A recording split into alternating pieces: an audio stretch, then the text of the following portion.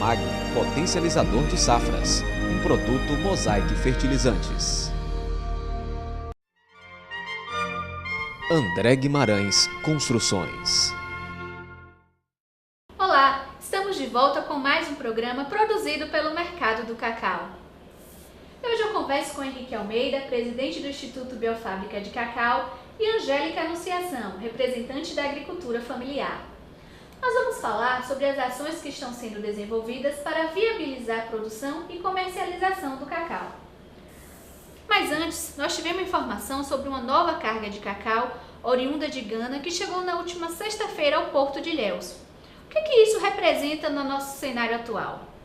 Bom, essa ação ela foge ao que a gente está construindo, porque esse grupo, conforme você falou, foi constituído para defender essa questão do cacau, ele está numa negociação avançada com o governo federal, numa mesa onde está discutindo indústria, discutindo agricultor, tradicional, agricultura familiar, e nesse momento o que a gente menos esperava é que chegasse um navio com cacau para inclusive piorar essa situação da negociação e as perspectivas de melhor preço para o cacau. Eu acho isso irresponsabilidade da indústria.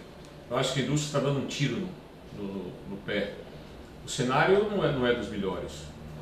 O Brasil alcançou a autossuficiência na produção de cacau na safra 12-13, certo? A Bahia produziu mais de 155 mil toneladas. O Pará passa de 65 mil toneladas. Sem contar Rondônia, que é o terceiro maior produtor, o Espírito Santo, enfim. Se a indústria tem uma capacidade instalada de 240 mil toneladas, não tem por que estar importando cacau. Nós fizemos esse alerta lá, como a Angélica colocou há 30 e poucos dias atrás, né? Foi dia 5 de março, lá no Porto de Ilhéus, como mostramos ao Brasil a situação que nós encontrávamos, e 5 dias depois nós fomos recebidos pelo Ministério da Agricultura com a pauta de reivindicação. E, como a Angélica colocou, foi muito importante que todos os segmentos estavam lá representados: agricultura familiar, agricultura tradicional, segmentos que divergem, como a PC, IPC, a CNA, a FAEB, enfim, todos nós, o Sindicato Rural de Ilhéus, todos nós estávamos lá. Infelizmente houve um contratempo, houve uma troca de ministro, mas logo que da posse do novo ministro, assim que foi nomeado o secretário executivo, mais 5 dias depois nós estávamos lá com o Dr. Gerardo Fonteles, que nos pediu um prazo de 30 dias, isso aconteceu semana passada.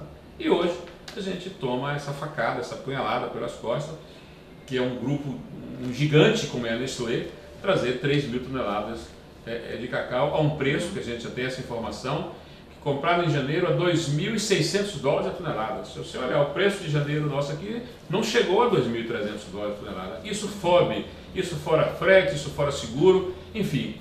Não se justifica. Então esse é o tiro no pé que eu comecei dizendo na minha fala que a indústria está dando. Se ela inviabiliza a cadeia produtiva, se o produtor, o pequeno produtor, o agricultor familiar que mais sofre, porque chega lá na sexta-feira, no sábado vai vender a mochila, não tem preço porque ele já não tem bolsa de sábado, certo? Ele está querendo inviabilizar o quarto maior consumidor de chocolate do mundo, que é o Brasil, o terceiro, quarto maior produtor de cacau do mundo, o único país do mundo que tem a cadeia produtiva completa. Como mencionamos, vocês integram um grupo criado em defesa da cacauicultura. Já foram recebidos pelo secretário executivo do Ministério da Agricultura e também serão recebidos pela senadora Cátia Abreu. Quais são os pleitos que estão sendo levados nesses encontros? A principal demanda é o governo ter um olhar diferenciado para a cacauicultura e ter um plano estratégico para a cacauicultura, levando em conta tudo que representa a cultura de um povo, a questão social, tudo, a questão do bioma Mata Atlântica, que a gente defende, que a gente tem resistido. Então esse é o principal, mas tem a questão lógico, agora emergencial, que é da importação, que é do drawback, que a agricultura familiar não conhecia esse tipo de mecanismo, agora nós já estamos conhecendo, né, essas coisas desse mercado. Então, o drawback, essa importação, e nós defendemos a suspensão da importação, até que regularize, porque tem questão fitossanitária, do risco de trazer pragas, doenças. Muito bem, a gente defende a suspensão imediata da importação de cacau, certo? Até que seja revisto as alíquotas. Para você ter ideia, O Brasil hoje pratica 10% e pelo que o Brasil assinou com a OMC, a gente pode ir para 35%. Então não tem por que estar cobrando 10% da alíquota de importação. Mas a gente não defende só o aumento da alíquota de importação de amêndoa, não, e de derivados, porque a gente precisa proteger a indústria nacional, tratar a questão sanitária, certo? Esse navio que desembarcou hoje aí, evidentemente, graças a Deus, nós conseguimos reverter o envio de amêndoas de Costa do Marfim. Esse cacau está vindo de Gana, mas esse cacau tem gosto de sangue, esse cacau tem gosto de trabalho infantil, esse cacau tem gosto de tráfico, trabalho escravo, tráfico de gente, certo? É esse o chocolate que o brasileiro vai consumir, certo? Isso é um absurdo. E aí você vê que é uma perfeita triangulação de um mega grupo como é o que está importando. Ele traz cacau da África, ele transforma em líquido, ele abastece o mercado interno, ele pode reexportar isso para a Europa e lá sai como se fosse cacau vindo do Brasil. Na verdade, isso é uma triangulação, como acontece também com o do Mercosul. A questão sanitária é terrível. Esse cacau pode vir de Itabuna, do Porto até Itabuna, pela uma região altamente produtora. Deus ajude que não tenha nenhum inseto, mas a mesma empresa já importou com insetos que foram descobertos graças ao pessoal da CEPLAC. Então, essas questões todas têm que ser colocadas na mesa com muita seriedade. A gente tem que proibir a importação até que isso fique muito esclarecido, e é esse prazo que o governo nos deu e a indústria nos dá essa apunhalada pelas costas.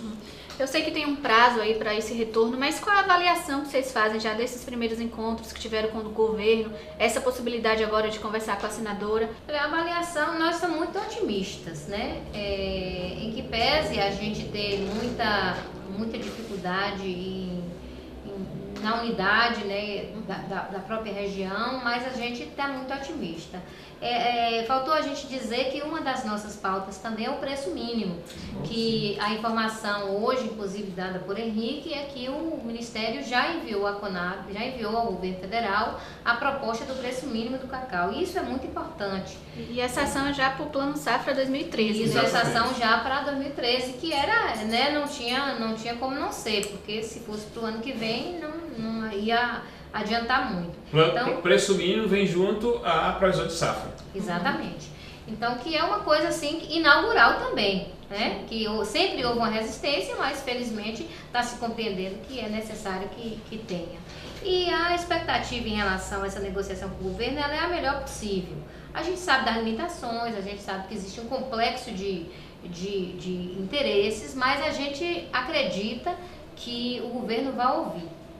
Porque uma coisa que a agricultura familiar, que a gente tem dito junto ao grupo, é que nós precisamos entrar na agenda do governo federal enquanto problema social que o não cuidado com a cacaucultura tem trazido, tem agravado os problemas sociais de onde produz cacau. A audiência com a senadora, ela deve ser muito mais uma reunião com a presidente do CNA, da CNA, não com a senadora.